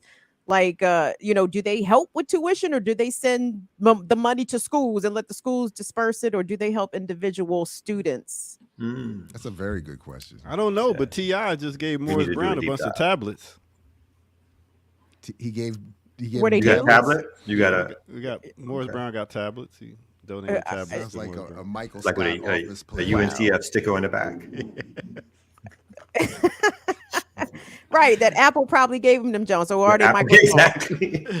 Are they Microsoft tablets? Are they Amazon tablets? Does T.I. have a partnership with Amazon, and all of a sudden everybody get fire tablets? I don't know. You know that's what it is. You know it's something like that. It's something like that. It's something fugazi like that. What is it? I don't know, but yeah. Were you happy with that? Do you think the students at Morris Brown would prefer a tablet or prefer their tuition be paid? Ooh. I mean, I'm just asking. Like you know that answer. I mean, shit. All them loans put you in debt going to college. It's crazy. But yeah. All right, I'm gonna have to run because the guy's standing in front of me. My bad. Hey, get in front of your camera. Come in front of the camera. Yeah. Good morning. She almost did. Like she's thinking about. She said no. close. She's not ready. She's not ready. She's not camera. How about a hand? Can we get a hand? Can you wave the hand? No, go ahead. Got a hair. Peace.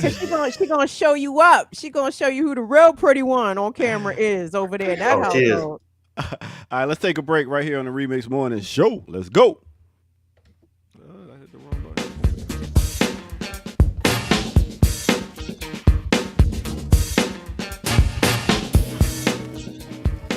Yeah. As we take a quick break right here on the Remix Morning Show, hit that like button and subscribe if you're new to the channel. All right, with that said, we are talking about dances. We are talking about dancing in the party. What songs made you dance in the party? Really, in the background, as you can hear, I have a song played, and it's actually Kid and Play. That's right, Kid and Play. They had a dance.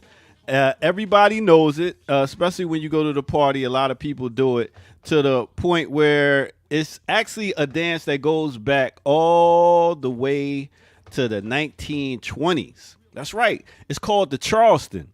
Now, this dance came out of Charleston, South Carolina, which makes it wild. And it's actually a dance that was like a challenge of dances that was done by us called Juba.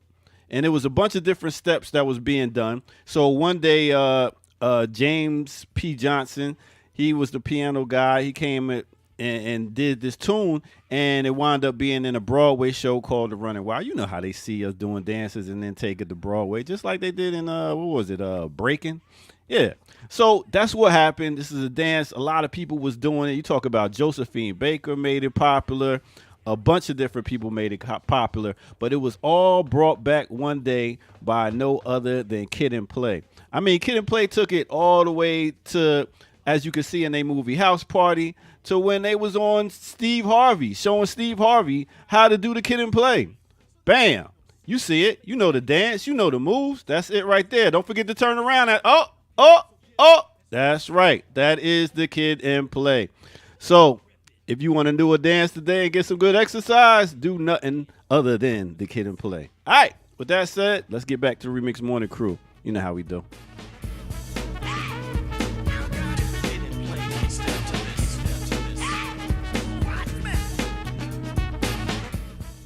Let me tell you, the dance-off between Kid and Play and Tisha Campbell and AJ Johnson in House Party is the greatest dance scene maybe ever in cinematic history, black, white, other, I don't care.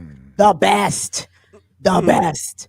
Because everybody focuses on Kid and Play, rightfully so, but Tisha Campbell and AJ Johnson was kicking some steps. They was hitting their steps too. Yeah, they was. I think the best dancing movies had to be You Got Served. There was certain dancing movies that they was. I never saw that. Never saw You Got Served. No. Yeah, that's a younger generation. Yeah, I'm gonna stick with Kim on that. I have a question though. Like, so you mentioned the Charleston, and it put me in the mind of the whites. Actually, like I know black people did the Charleston, whatever, but the whites of the 1940s, 1950s, like it seemed like the whites could dance a little bit. At least they would go out to the sock hop and throw each other over each other's shoulders and lift each other up and shit. Can the white? Well, actually, I know the answer, so never mind. But when did the whites lose the ability to dance, or did they ever have it? I think it's more when you freestyle dance. Now, when you do the dance, when you're doing like the numbers, like the cha-cha and salsa, it's like a 1, 2, 3, 4, 1, 2. So you can count. So you could pretty much count the rhythm and the beats. But that swing dancing didn't look easy. When they was swing, like literally flinging the women all over the room. Yeah. Like that took some skill, you know? It took rehearsal too. I mean, they really rehearsed it. That's why I'm saying like freestyle dancing, like just throw them out there and play some music. Then you're going to get this this wavy dance that they be doing. You know what I mean? Y'all know that dance. Where was this recently? I don't know where Jay-Z. Maybe it wasn't even Jay-Z. It was some rapper was performing, I think, in Europe and was trying to get the crowd to clap, and it was going awry. Jay-Z. And they said, "Please, all right, just stop. Never mind, y'all." Yeah, he was in Paris trying to perform. He was like, you know what? I got it. Clearly, there not enough niggas in Paris. I mean, especially that clap, because some people clap on the one. It's which one you clap on. You know what I mean? It's the hard beat for some people. Yeah, they got to catch the beat, and they couldn't. I catch was it. trying They was to- the road runner. I just saw recently who was supposed to originally be cast in Martin Lawrence's role in that movie. in House Party. Yeah. Oh man, I just saw this, and it was know, I never knew that story, but it was somebody famous. I can't. think Jazzy of it. Jeff. That's right. Really, Yeah. really. Yeah. He was supposed to do that. I forgot why they said he didn't take it, but he was supposed to be in that role. Wasn't that Martin's second movie? I think Martin first was in Do the Right Thing. Martin was in Do the Right Thing. He Yeah, had a bit role. Yeah, Yep. he was hanging around with the guy that got his Them sneakers. fits is broke. Yeah, got his sneakers stepped on. But he was so perfect in House Party. Like just hilarious. Yeah, I think it ended up. subtle and- Yeah. But I also got stuck thinking about that question. Is there a better dance movie than House Party, or that scene? Is there a better scene? And I don't know. Are we talking about in black cinema or cinema overall? Well, you said in all. You said it beat everybody, I and I was agree. just trying to think of. I can't think of anything. Kim was about so to I'm say just drawing Dirty a blank. Dancing. I know she was about to say Dirty Dancing. That's why she wow. asked white or black now, because that Dirty Dancing. Yeah. Oh my gosh. Listen, I was hanging with my white friends during the summer of Dirty Dancing. We were listening to the Dirty Dancing soundtrack, which was, mostly laden with black music, right? And then, we would try in the pool, and be in the pool trying to hit that little move with two little girls actually trying to do that in the pool. Like, But the best dancing movie has to be Fame. remember my name? Remember That's a when they good was one. I outside in the forgot about streets? that. Irene Right. Cara was singing. What? Ooh, Irene Cara. And the break dancers at the beginning of that movie is that movie? No, that was something else. That was Flashdance. I'm thinking of Flashdance. Flashdance. Yeah. Because the break dancers at the beginning of that movie said they hated on that movie and hated what's her name, the actress. They said that she was fronting on them. Ooh, I gotta go behind with the your brother scenes. right here. The Nicholas brothers in Taps. Whoa. I'm thinking of Taps. You said another one, but Taps with Greg I haven't Hines seen and that Sammy one. Davis Right, Jr. Right, Yeah. And then, right. ooh, Yeah. That Yeah. battle right there, the Good call. tap battle. Good call. Good That call. was great. That's Man. blackness. That's vintage blackness. Yes. But I was working at the movie theater when Dirty Dancing came out, so I remember a lot of that too, because I saw the movie. Ended up seeing the movie hundreds of times, just through the course of work. But that's interesting. That was. Yes, sir. So we was got any more big, news? yeah. Because I know. I mean, we do. Erica laced us. We got a number of stories we can get to. I just, right. so we can move on happily here if you all would. Yeah, prefer. remixers. Thank you all so much for being here. Give us some thumbs up, some likes, do all the necessary things like share, subscribe, tell a Ring friend to that tell bell. a friend about Black Power Media. Yep. Now, like I said, we thought we was gonna have Jackie here to address the whole Niger thing, but she'll be back next week, and we definitely hop back on that story. Right on. Shout out to Jackie. Yes. So one of the stories that Erica laced us with is this one here. Americans have never been wealthier, according to a new CNN story. So Where that at? yeah, good news, everybody. Just in case. Good morning as you wake up on this brand new, fresh Thursday morning to newfound wealth that you may not have realized you had. Fueled by a resurgent stock market and rising home values, U.S. household wealth hit a record $154.3 trillion during the second quarter of this year, according to federal data. Consumer wealth has now completely recovered from the recent inflation-driven drop in stock prices and real estate holdings. Lies. It sounds like a lie. I'm sorry. Go ahead, Jared. No, but this is really beautiful, and this goes back to the recent discussion we had on EYL with Diedrich Muhammad, and this point here, which is going to be my new talking point. Damn that GDP of 20 trillion that we generate every year, that had been my talking point for up until now. This is what I want us to talk about, because the wealth that they're determining is, first of all, it's based on household wealth and stock markets. So that means most of us have nothing. We're not involved in any of that. And the value of black homes doesn't appreciate in the same way anyway. So even if you are a black homeowner, it's not likely that, But the point is the wealth is generated by all of our activity, society's activity. And yet only the top handful get that 154 trillion to do with what they will. And again, meaning that if this much wealth exists, then we have all the wealth we need for everybody in a society and beyond to have whatever we want.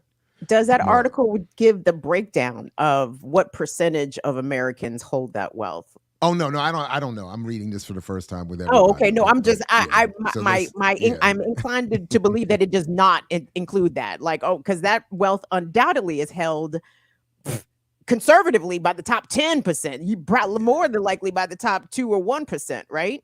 Yeah, it's when I was looking more closely, it's been about 10 years, but it was 1/10 of 1% of the population, or 400 American families have like 90% of the wealth in this country. Is this how they explain how the prices on everything is going up and nobody seems like they're getting, what is it, $2? Oh, but look at this. Pay wage? Oh, sorry. No, it's all good. Go ahead. No, the clip that you played yesterday of the CEO complaining about the employees got too much power, they're so arrogant. So they're going to punish us with inflation, with high food prices, high housing prices. So all your poor's got to get back to work and do exactly what the boss say, or they're going to continue to inflict harm on the economy. Gotcha. And I like actually how this paragraph is phrased. Just as wealth hit a record high during the second quarter, credit card debt surpassed $1 trillion for the first time ever. That to me says, that's a perfect for our purposes sentence, because it's showing yet again, it's saying once again, the wealth that we're generating for that top percent is created by us going into debt and shopping and all this other kind of stuff. So the consumer recovery they're talking about is people going into debt. Wow. And they love that. That's why I know I'm probably getting this from some other source. I can't remember, probably Ben Norton or Michael Hudson or somebody. But when you, over the last few years, if you've noticed, increasingly as you go shopping, as you exit the store, the cashier is inviting you to sign up for some sort of store credit or store-based credit card, et cetera, and so forth, because they make more money off of that than the actual sale of the products. So if you just buy the products, they're not going to make a profit, and they're probably going to shut their doors. So they're living off of this. Sign up for a credit card, and your current purchase you'll save 10% on your current purchase. You'll save 15% on your current purchase, and go into a perennial circular revolving debt. And yay, so anyway, yeah. So it's great. Wealth is, the more debt we go into, the greater the wealth we create for that. And isn't it what anyway. So we just wanted to let you all know here at the Remix, when you woke up this morning feeling good, it's because of this wealth that they're accumulating. Well, and it's interesting. I'm curious what the date on that piece is, because so what's happening September, college loan payments resume, or the interest resumes, or starts to, catch up with the payments that most people have not been making because of the student loan payment pause on those repayments. The child tax credit, I think, is getting ready to end or expire for parents at the end of the month. So if you were getting any help on your child care, that federal help is about to come to a cease. And I saw there was a story, I think, released by the census that said that there are more children in America living in poverty now since before the pandemic. So it seems like that piece, that CNN piece, is the propaganda to offset this actual news that people are about to be feeling actually poorer because you're going to have to be paying full of that at the full extent of your child care, and you're going to have to start repaying your student loans. So, but you're wealthier actually, but actually you might be wealthier though. It's dated the 8th, by the way, that story, September 8th. So about a week ago, about a week ago. So yeah, but I think you make a good point that we got a request from this in the chat, and it does dovetail with that current sort of the fugaziness of the economic conditions. As of this morning, Biden walks a fine line, according to CNN, as possible UAW strike looms. So, in fact, if we got a little video here, I will play it. And maybe we have to talk through a commercial. I started in an Yep. So, again, strikes being one of the few, if not maybe one of the biggest weapon that workers have that might challenge some of the maldistribution of all that wealth that exists. Auto workers is just days away. 145,000 union members could walk off the job at 11:59 p.m. Eastern Time Thursday night if they don't reach a deal with the big three automakers. The auto workers are demanding the return of cost of living adjustments and immediate 20% pay rises. They also want protections against job losses as production shifts to electric vehicles. After we gave up such benefits, pay, they slapped us in the face with more plant closures, more layoffs, moving a new product to Mexico, the Blazer, and the list goes on, and it's time that we had some due respect. They have their own interest ahead of the collective interest as auto workers and the big three together. I feel like the corporate greed is a little bit too much, and we're just asking for our fair share of. We produce these vehicles that sell for they're making billions in profits every year. I believe it's $250 billion in the last 10 years of North American profits. We're just asking for them to share some of that profits with us to make us whole. UAW President Shawn Fain says he's not worried about a strike hurting the economy or driving up car prices. He says it's only the rich who need to worry about that. Okay. Like Say that, Sean. Like Jay-Z said to Rockefeller Records, 50 cents is coming. AI is coming, y'all. They're going to take all them jobs because they got to retrain all these workers how to deal with these new cars and technology, don't they? And instead of that, they'll probably just be like, all right, AI can do it. But AI can't do it right now. You know what I mean? So there's a big gap, and they've always used technology, the threat of coming technology, to intimidate workers into accepting less. And we haven't really seen a lot of evidence of that. Some industries, yes, like the broadcasting industry, absolutely.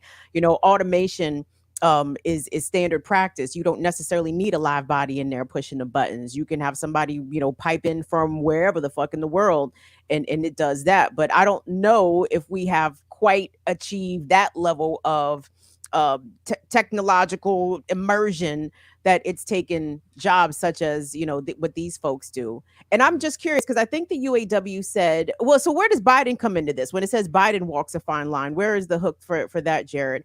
Because from what I understand, the UAW leadership they want Biden to stay the fuck out of this because they've seen how Biden folded when it came to the railroad workers and their demands. And Biden has just been a shill for corporations, as he's always been, despite his branding as Union Joe. Union Joe say, fuck them kids. Union Joe say, fuck them kids.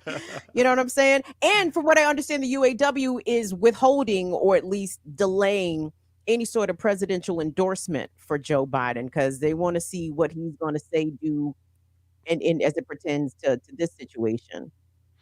So the first graph says President Joe Biden is trying to walk a fine line as the clock ticks towards a looming deadline for a possible UAW strike of the big three automakers, keeping in direct touch with key players engaged in the negotiations.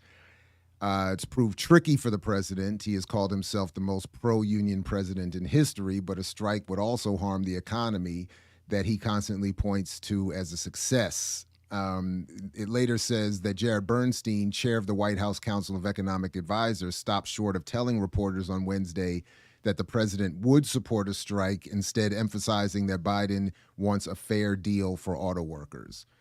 So that's apparently the fine line he's walking. He's trying to be the biggest pro-union president in history, take credit for an economy, and but also claim to be supportive of workers' rights to strike or a potential strike. So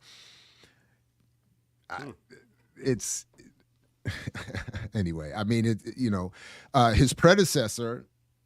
Remember, I mean, one of my first concerns with Obama was Obama's initial claim to support the EFCA, the Employee Free Choice Act, which was supposed to help workers increase their ability to unionize, and then he never supported it, while claiming that he was, a labor, supporter, defender.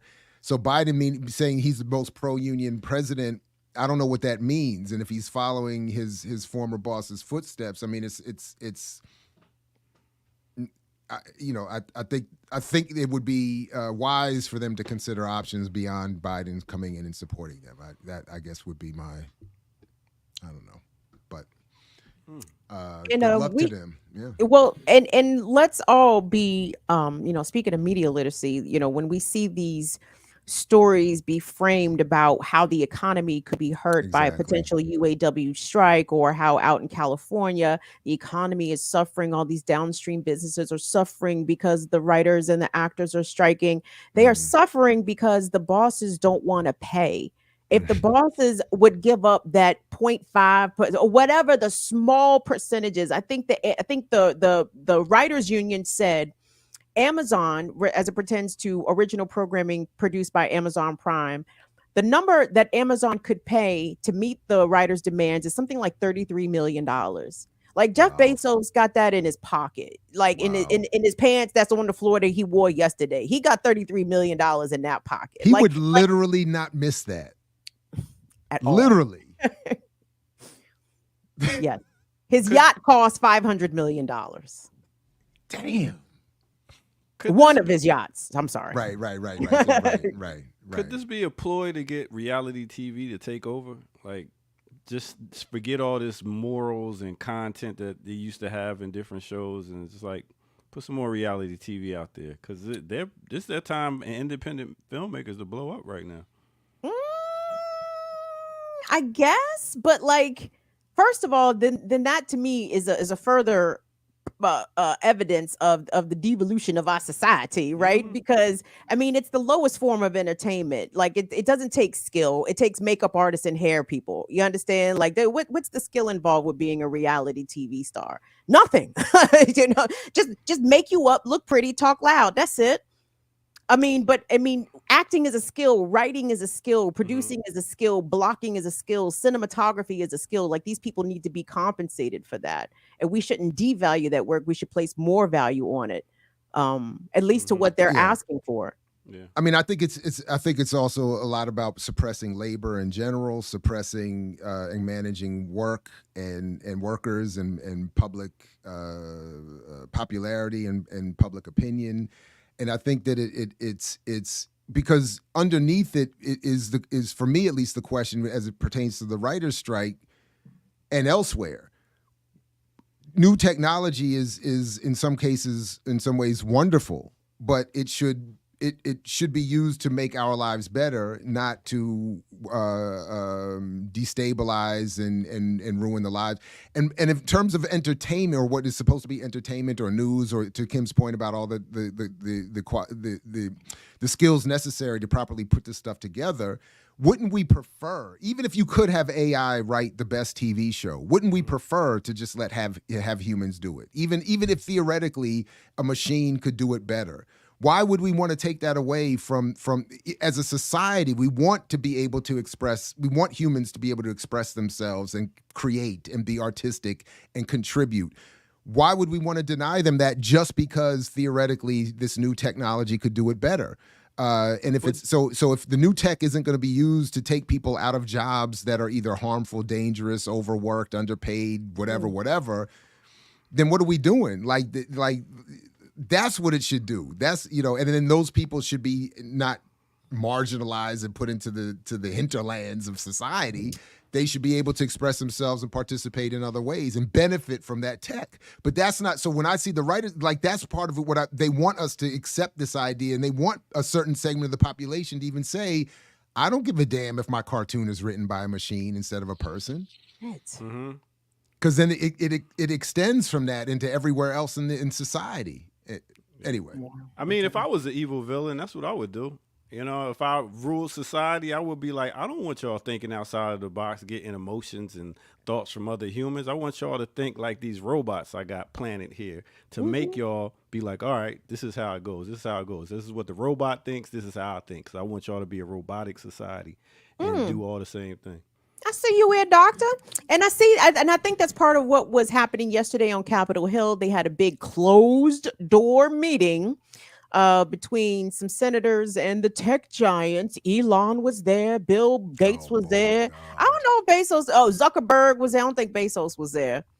But they was all there in a closed door meeting to talk about Thank you. I have full confidence in that. Jared. I'm like, so all the white men got together and they had a closed door meeting. We should have started with that. We could have ended the show 2 hours ago. It's a wrap. It's all good. Ain't nothing else to talk about. The rich whites got together. I fully trust. Now I feel better. Now I feel the wealth that was reported a few minutes ago. The optics of that to me was so disturbing, and the way it was just casually presented by the media. I'm like, so all the wealthiest white people got together, the most influential, powerful tech people, tech bros, all got together and was making decisions out of earshot and camera view of everybody else. Like, no, there's nothing wrong with that scenario at all. And then they closed the door on the rest of us, like Michael Corleone on Diane at the end of The Godfather. They was like, yeah. As all the senators lined up to kiss Elon's ring. Come on. Come on. What you think? We stupid out here, man? Come on. We hope it was the ring. It's like I'm just playing. Whoa, pause. All right. Pause. Y'all are hilarious with that, by the way. Y'all niggas be cracking me up. With the pause? Yes, they be cracking me up. Because I'm like, anyway. Pick up the Cameron out there. You know what I'm saying? He's like the leader of the pause movement. All right. Well, listen, we done made it to another Thursday, made it through. And this is the Remix Morning Show. Thank y'all for all coming out. You got to shout out ZZ Lion Dad. He ran us some bucks. Yes. He said something. What happened? ZZ Lion Dad, stop all that AI mess. As somebody that uses their hands every day, only humans could deal with raw material to get the job done. Machines only help to extract and process the raw material. I'm trying to unionize my job. I know that's right. ZZ Lion Dad. And at the end of the day, you can't get rid of people because the machines break. Someone's got to fix the fucking machine, right? Mm-hmm. By the way, speaking of trying to unionize at your job, stay tuned because your boy put out a call and true to form, boom, boom, who stepped in the room but black women. So watch out. Watch out. Just leave that there. Leave that there. Just watch out. I thought you meant the activist from Baltimore. Boom. I said, threw boom. The hat up. I threw the hat up. And everybody came out. And they was like, it's the sisters. No, not everybody. It's the sisters. Okay. Kicked the door. It was like, where you been? Let's Who always come out? Who always come out? Black women. Glenn Ford used to talk about that all the time. Black women, by percentage, the highest participation in unions in this country. Anyway. I got to have a show that just praises black women. Coming soon on the Sundays radio. We take it. Thank you, Doctor. No doubt. All right. We got like a minute to do a mix, so we're going to go ahead and and represent for this minute and take it out like that right here at the Remix Morning Show. Let's go. Champion gear that I rock, you get your boots knocked, then attack you like a pit, then lock shit down. As I come and freaks the sound, hardcore, we're giving you more and more, like bing, not sure to get you open like 6 packs. Killer bees attack, flipping what? 31 fat tracks, alright? I kick it like a night flight, work light, I get that ass raw, going spike. Check the method from back rock, cause I rock your head to back, just like rocking what? Twin clocks, shake the ground while my beats just break it down. Raw sound, going to war right now. So you're warming, we usually take all niggas dormant. Save your breath.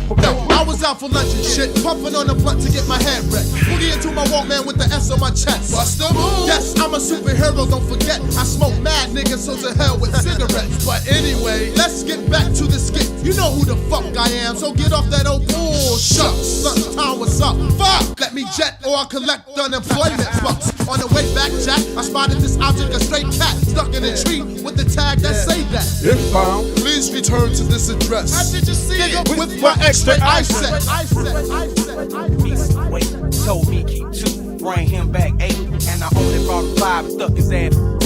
Now do you think that clamp stick his goons on me? See, Martell home, that's my claim to fame.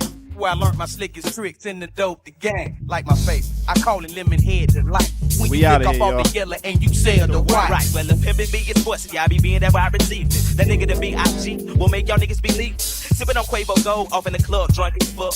Calling them hoes bitch and smoking my weed up. When I'm too sober, yeah, older now. We out of here, y'all. When it's Peace out. life of Cadillacs and Polos and Regals.